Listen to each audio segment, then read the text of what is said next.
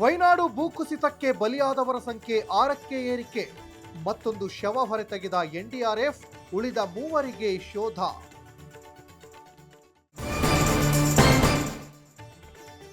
Petrol ತುಂಬಿದ lorry ಮರಕ್ಕೆ ಡಿಕ್ಕಿ, ಧಗಧಗನೆ ಹೊತ್ತಿ ಉರಿದ ಟ್ಯಾಂಕರ್, 2 ಚಾಲಕರು ಪ್ರಾಣಾಪಾಯದಿಂದ ಪಾರು.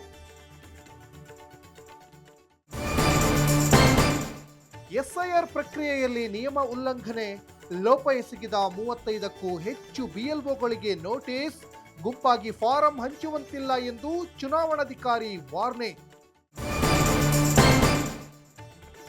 ಬಾಸ್ ಚಿತ್ರಕ್ಕೆ ದರ್ಶನ್ ಮತ್ತು ವಿಜಯಲಕ್ಷ್ಮಿ ಸ್ಟೇ, ಹೈಕೋರ್ಟ್ನಲ್ಲಿ ವಿಚಾರಣೆ ಮುಕ್ತಾಯ, ಜುಲೈ 13ಕ್ಕೆ ಆದೇಶ ಕಾಯ್ದಿರಿಸಿದ ಕೋರ್ಟ್. ನಾನೇನೇ ಮಾತನಾಡಿದ್ರೂ ವಿವಾದ, ಟ್ರೋಲರ್ಸ್ನಿಂದ ಸಾಕಷ್ಟು ಕಲಿತಿದ್ದೇನೆ, ನಿರಂತರ ಟ್ರೋಲ್ಗಳಿಂದ ಬೇಸತ್ತ ನೀನಾಸಂ ಸತೀಶ್.